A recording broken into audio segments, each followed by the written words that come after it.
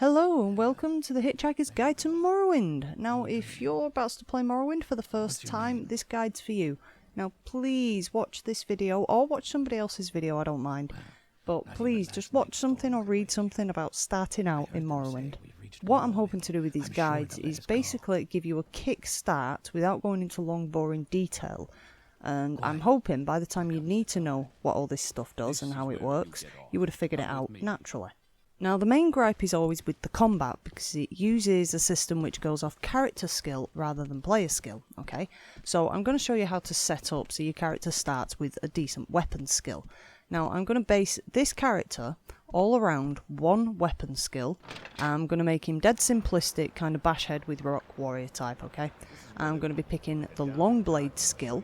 Long blade is normal, big, pointy swords. Now each race has its own abilities and spells. Abilities will stick about. These spells you can cast once a day, free of charge with 100% chance of success. But for this guide, like I said, I'm going to be basing everything around that weapon skill. So I know this guy down here has 15 bonus points in Longblade, and 5 in all these as well. Now the second thing you're going to run into is your class. Now I'm going to go ahead and create a custom class to show you, right? Now, you've got 3 things in here. Specialisation here, you've got combat, magic, and stealth. We want combat, kind of goes without saying. However, do check, because, trying to think of an example, short blades comes under stealth, for example. So, you know, do have a check through that. But yeah, I want long blades. Now, your favourite attributes. Strength goes obvious. If I'm going to smash people over the head with rocks, how am I going to lift the rocks? Yeah, I want strength. Now, endurance you might find handy. Endurance will increase the amount of health you get every level up. The more endurance you have, the more health you end up with, basically. However, I'm going to go with agility, which will make it easier for me to hit things. And it makes it easier to dodge things as well. Now, your major and minor skills. Your major skills, I think, get 30 points. Or is it 25? And your minor skills get 15, okay? So straight away, what we want to do is put Longblade in your major skills. That's going to get a nice big boost in it. What I would also recommend doing is using an armor type. So I'm going to set up my Longblade and let's go for medium. Now the rest of these, I suggest just having a look through them and pick whatever you want, okay? You are going to make mistakes. It doesn't matter. And that's the thing, a lot of people might recognise what I'm telling you to do as being kind of a bad thing. Actually, the way I'm setting this up, and quite rightfully so, but it's your first playthrough, go have fun. And finally, you've got your star signs, okay? Now, these work a bit like the race bonus things. You've got some are abilities which stick around, and others, again, are spells which you can cast. I'm going to keep it dead simplistic, smash head with rock, and I'm going to go for the warrior, who's going to fortify my attack 10 points. Why, thank you. Now as you can see here, just looking mainly at this bit, just look at my long blade skill. This only goes up to 100, okay? You're going to be able to go out there and hit things. This guy is set up. Now I'm going to come back to combat in a minute, but I just want to show you a couple of things here while I'm here. First of all, before you leave this place, alright, this is a really handy way to start. Do you see this shiny plate over here? You'll walk up to it, pick it up, yay, then immediately turn around, open your menu, and drop it. Now this nasty man's going to come over and he's going to tell you off and slap you on the wrist, and when he's gone, you're going to pick it up again, and then you're going to sell it to Ravir the trader for a shiny penny.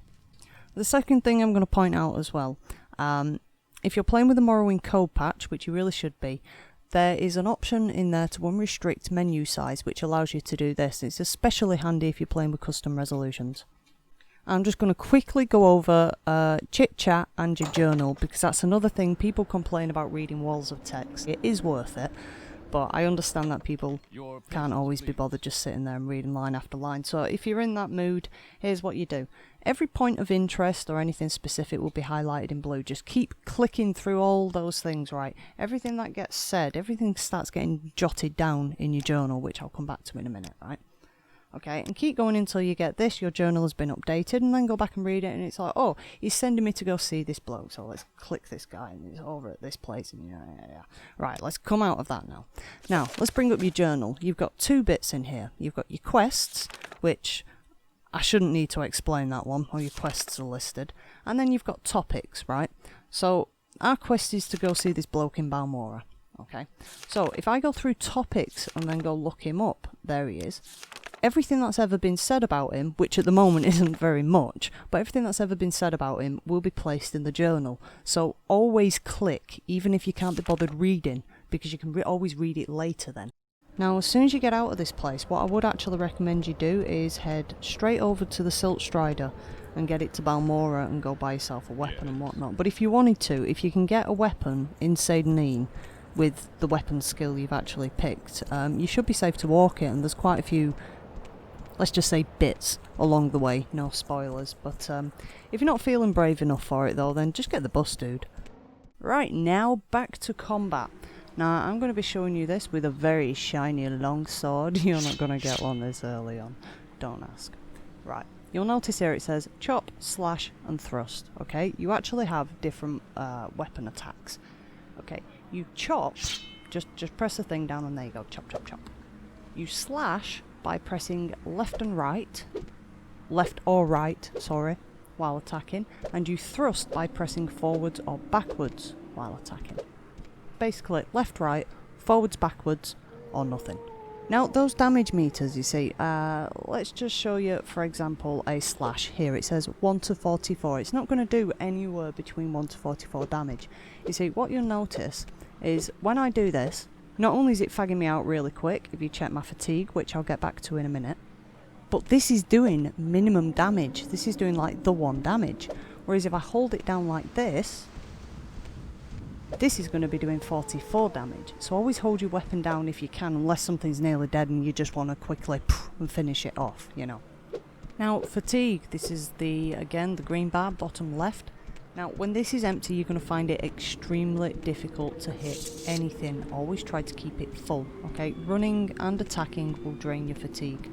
What I recommend doing, if you see something up ahead you're going to have to attack, is to start walking if you can't avoid it, or also to take some restore fatigue potions. Alchemy comes in very handy since restore fatigue potion ingredients are everywhere. Finally, I'm going to tell you about diseases because it occurred to me I've never covered this. Okay, there are 2 types of diseases. There are actually 3, but we won't bother with the third one because it's, well, no spoilers, you don't need to know. You've got common disease and blight disease, okay? They both need their own cures. Cure common disease and cure blight disease, okay?